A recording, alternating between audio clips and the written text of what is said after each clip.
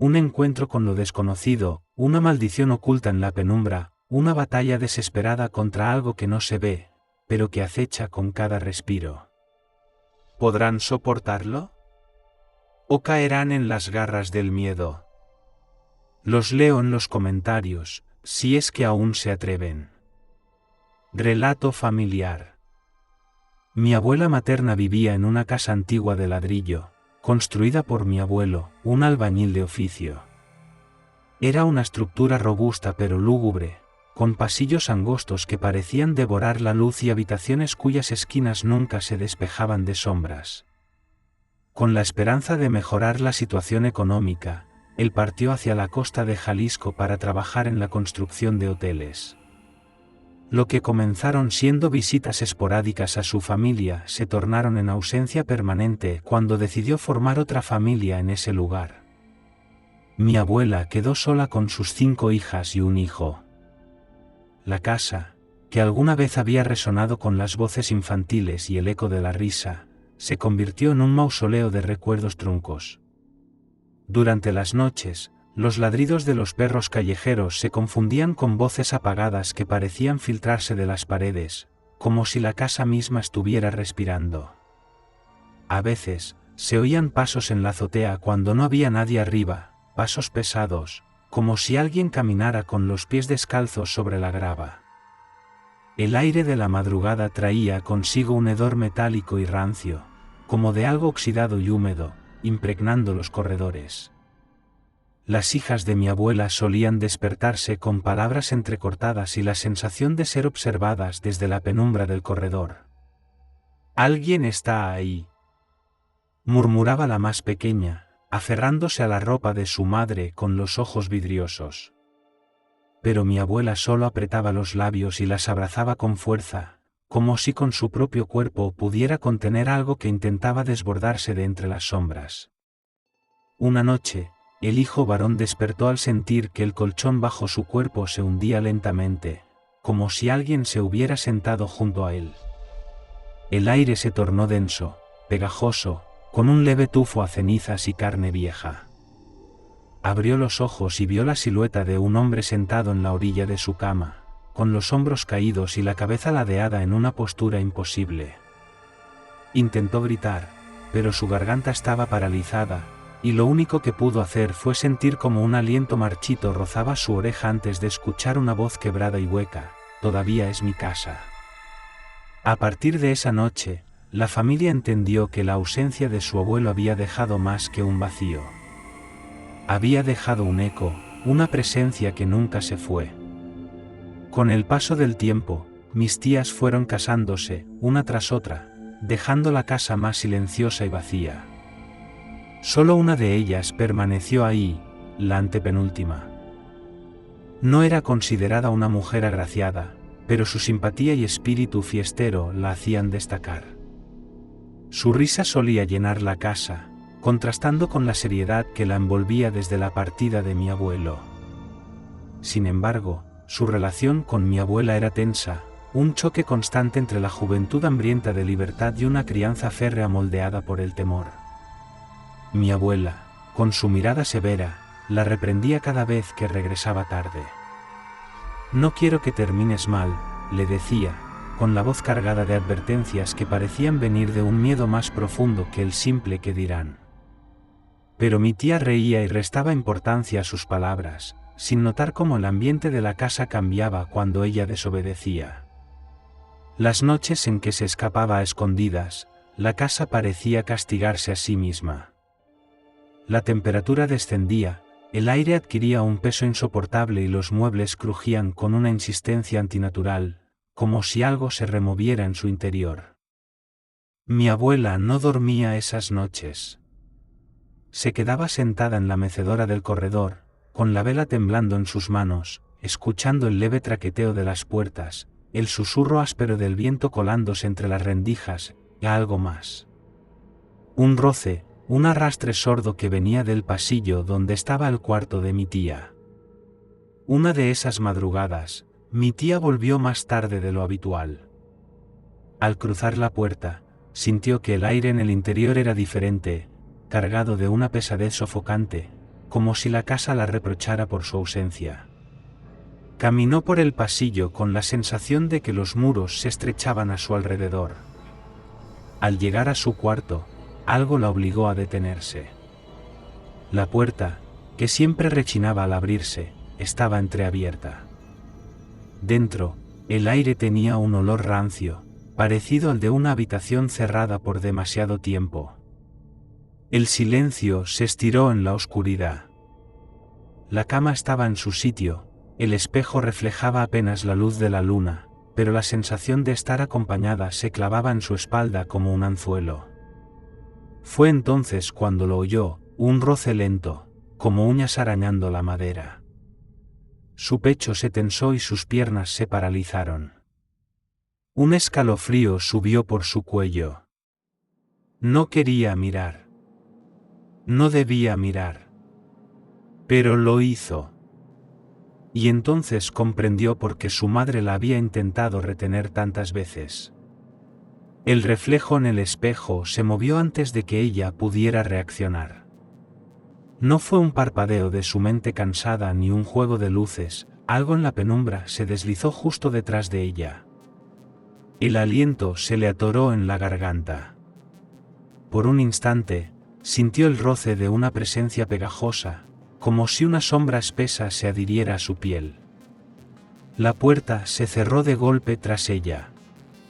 A la mañana siguiente, mi tía despertó en su cama sin recordar en qué momento se había dormido. El aire en la habitación aún tenía ese olor rancio, pero ahora se mezclaba con algo más, el perfume marchito de flores viejas. Se levantó con un peso en el pecho y un zumbido sordo en los oídos. La sensación de haber sido observada durante toda la noche aún le erizaba la piel. Intentó ignorarlo.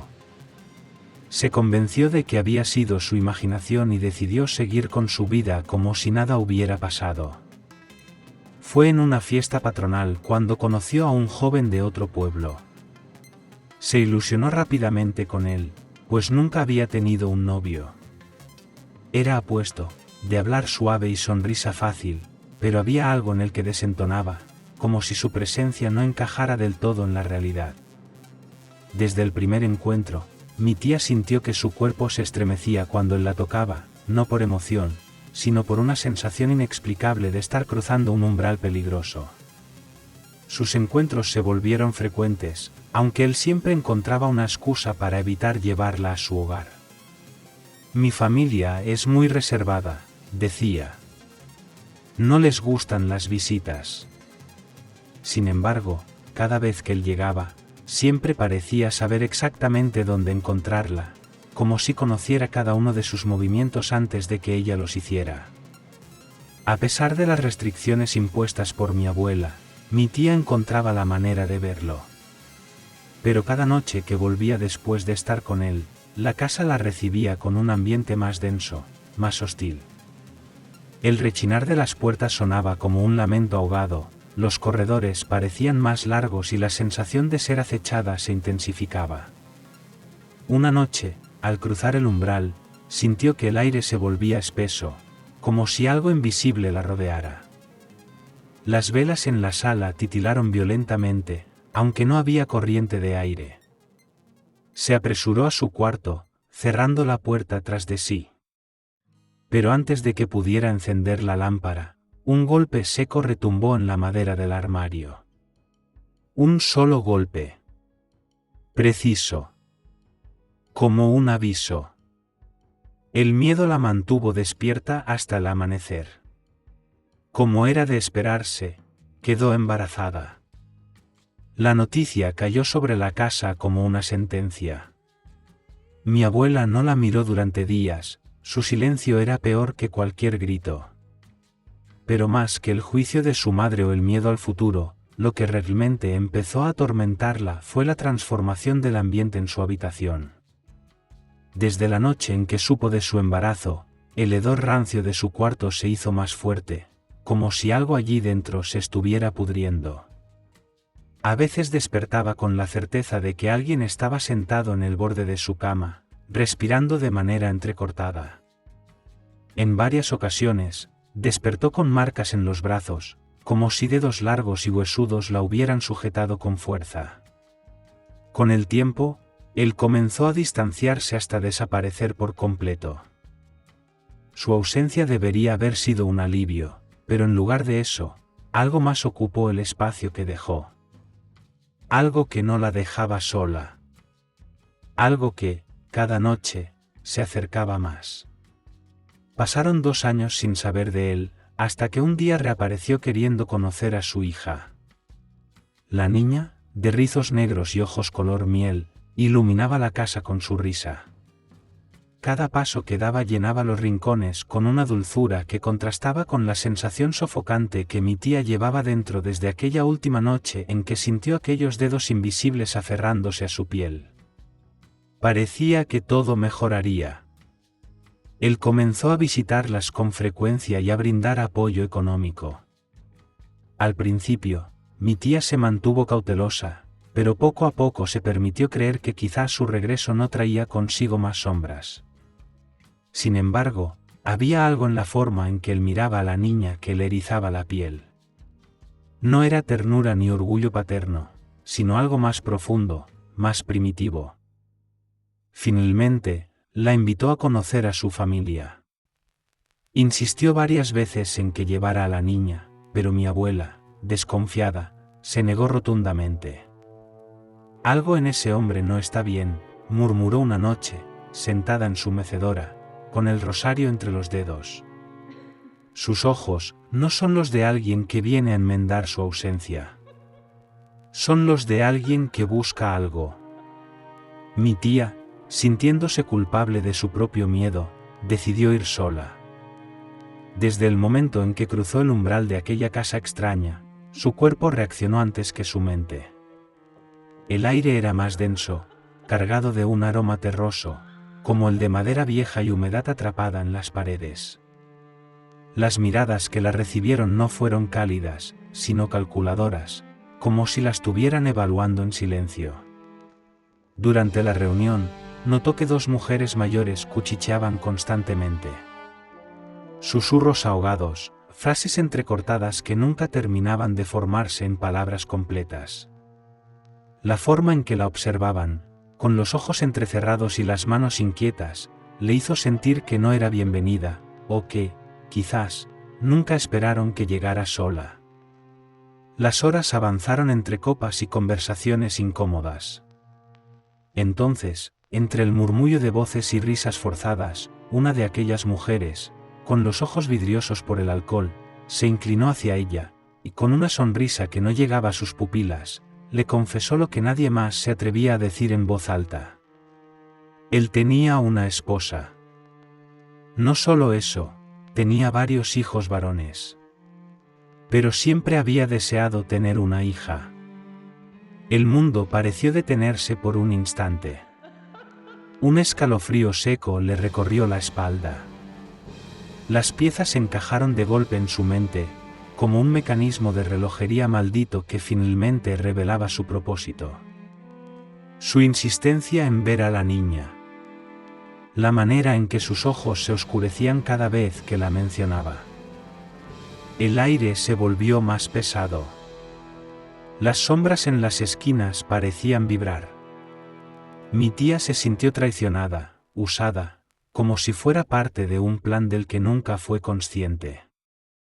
Se levantó de golpe, sintiendo que debía salir de allí antes de que algo más le fuera revelado.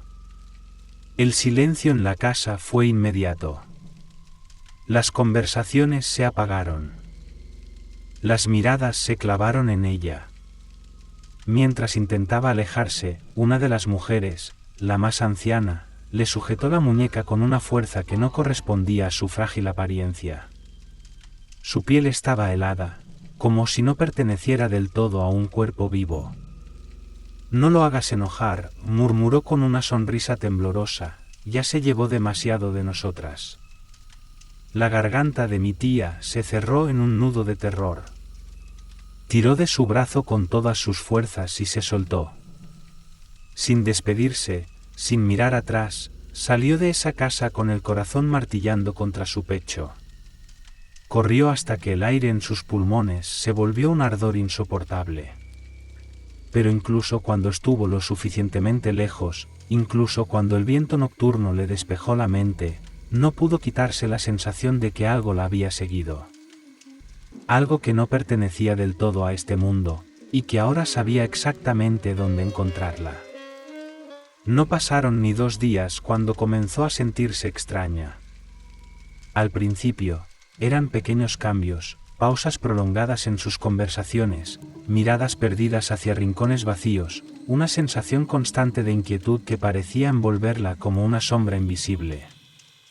Luego vinieron los escalofríos repentinos, la piel erizada sin motivo aparente, como si una presencia invisible rozara su espalda.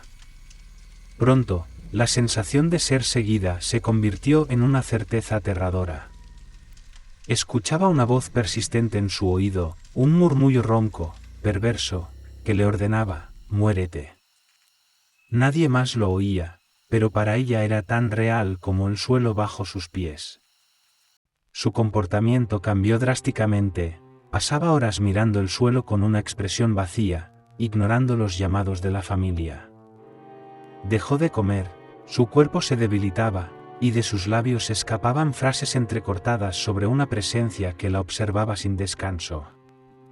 Cuando intentábamos hablar con ella, su respuesta era siempre la misma, dicha en un tono bajo, tembloroso: «Cállate, te van a oír». Con el tiempo, la paranoia se apoderó por completo de su mente. Su miedo era palpable, una fuerza que deformaba su rostro y endurecía sus músculos. Dejó de dormir, sus ojos enrojecidos y hundidos mostraban las largas noches de insomnio y terror.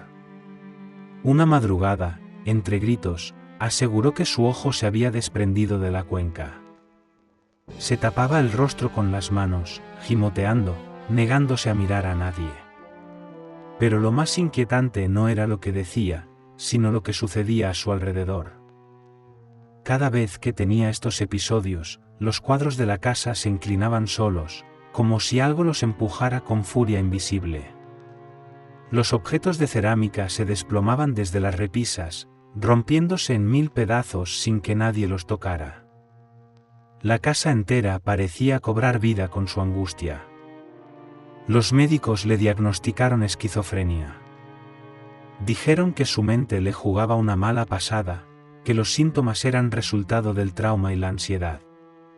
Pero ninguno de ellos estuvo allí cuando, en plena madrugada, la puerta de su habitación se abrió sola, emitiendo un crujido prolongado, revelando el umbral vacío, o cuando las luces titilaban cada vez que ella comenzaba a reír y llorar al mismo tiempo. Fue durante una de estas visitas médicas cuando una anciana, con el rostro surcado de arrugas y ojos de un brillo inquietante, nos detuvo al salir.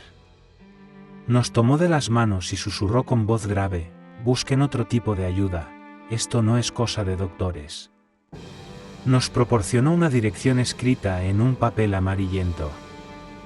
Sin embargo, por más que recorrimos la zona indicada, la casa no aparecía en ningún lado.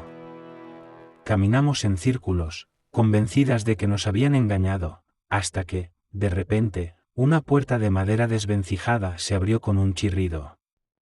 Un hombre alto y de piel morena emergió de las sombras del interior y nos llamó con voz firme: «Aquí es, mujeres». Tuve que salir porque no las dejaban llegar. Sus palabras nos dejaron petrificadas. ¿Quién no nos estaba dejando llegar? Nos hizo esperar bajo la sombra de un árbol mientras terminaba con otras personas que había dentro. Observamos la casa en silencio. No tenía ventanas, ni ninguna abertura por la que pudiera habernos visto desde dentro. Y, sin embargo, sabía que estábamos ahí. Cuando finalmente nos permitió entrar, nos examinó con una mirada penetrante. El aire dentro del lugar era espeso, cargado con un aroma extraño, como a tierra mojada y hierbas quemadas. Sin preámbulos, nos dijo con voz grave: «A tu familiar le robaron el alma. La manejan como una marioneta. La quieren ver muerta». Mi madre apretó mi brazo con fuerza. El suelo pareció tambalearse bajo nuestros pies. El hombre explicó que la esposa del hombre con quien mi tía había estado, al enterarse de su infidelidad, había realizado un trabajo en su contra. Algo poderoso. Algo alimentado con su propio miedo y consumiéndola desde adentro. Lo hizo a través de la comida, dijo con seguridad. Nos pidió que la lleváramos lo antes posible, pues el daño avanzaba rápidamente. Esa noche, al volver a casa, encontramos a mi tía en un estado lamentable. Su piel estaba ceniza, sus labios agrietados por la fiebre. Hablaba con familiares muertos, los llamaba por sus nombres y reía con ellos como si los tuviera sentados a su lado. En un instante, estallaba en carcajadas histéricas, y al siguiente, sollozaba con un lamento desgarrador. Los rituales comenzaron de inmediato. Pero las noches se volvieron un tormento. No dormíamos por cuidarla, pues intentaba trepar a la azotea, decía que alguien la llamaba desde allí. Se arrancaba mechones de cabello con los dedos temblorosos, dejando sus uñas ensangrentadas. Se arañaba los brazos, como si intentara sacarse algo de la piel. Los rezos parecían tener poco efecto. Su cuerpo reaccionaba violentamente, convulsionando, como si algo dentro de ella luchara por mantenerse. Las paredes crujían en la madrugada. Las puertas se abrían y cerraban solas. Ante la gravedad de la situación, tomamos la única decisión que nos quedaba. La internamos en un hospital psiquiátrico. Pero lo que nadie sabía era que aquello que la atormentaba no se quedó atrás. Le asignaron una habitación frente al jardín, donde también estaba otra joven atada de pies y manos, víctima de un episodio similar tras jugar con la Ouija. Nos turnábamos para vigilarla, pero su estado seguía deteriorándose. Su piel adquirió un tono ceniciento y el aire a su alrededor se tornó sofocante, cargado de una pesadez inexplicable. El sanador nos pidió rezar el rosario a medianoche. La primera noche que lo hicimos, la base de la cama crujió, un cuadro cayó al suelo y un escalofrío indescriptible recorrió nuestro cuerpo. Aunque queríamos huir, sabíamos que no debíamos interrumpir la oración. Temblando y entre lágrimas, continuamos hasta terminar. Al día siguiente, los médicos nos dijeron que fuéramos a despedirnos, pues no creían que sobreviviera. Su respiración era irregular, su cuerpo apenas respondía y sus ojos, que antes reflejaban miedo, ahora parecían vacíos. Desesperadas, buscamos a don José, el sanador, pero él había sufrido un infarto y estaba hospitalizado. Justo cuando todo parecía perdido, una de mis tías recordó a una anciana del pueblo que tenía fama de curandera. Sin dudarlo, fuimos con ella. La mujer nos recibió sin hacer preguntas, como si ya supiera por qué estábamos ahí. Con una mezcla de oraciones y remedios, comenzó un proceso de sanación que duró semanas. Mi tía fue bañada con infusiones de hierbas, envuelta en mantos blancos y resguardada con símbolos protectores. Cada noche, la curandera repetía un cántico mientras encendía velas alrededor de su cama. Poco a poco, su mirada recuperó brillo. Los episodios disminuyeron, empezó a comer y a dormir mejor. Aunque no fue un proceso fácil, con el tiempo recobró su vida y la alegría que la caracterizaba. Aprendió a blindarse contra las malas intenciones y a reconocer las señales de peligro antes de que fuera demasiado tarde. Mi familia entendió la importancia de la fe y de mantenerse unida en la adversidad. Los años pasaron y mi tía logró salir adelante. Se dedicó por completo a su hija y construyó una vida distinta, lejos de las sombras del pasado. La historia quedó en nuestras memorias como una prueba de resistencia y amor familiar, recordándonos que, aunque el mal aceche, la unión y la voluntad pueden vencer cualquier tiniebla. Y ahora, valientes espectadores y espectadoras, la pregunta que nadie quiere enfrentar, pero que sigue latente en la oscuridad: si alguna vez sintieras que algo invisible te acecha, que una presencia te susurra cosas que nadie más escucha, ¿Seguirías creyendo que todo tiene una explicación lógica, o aceptarías que hay fuerzas más allá de nuestra comprensión?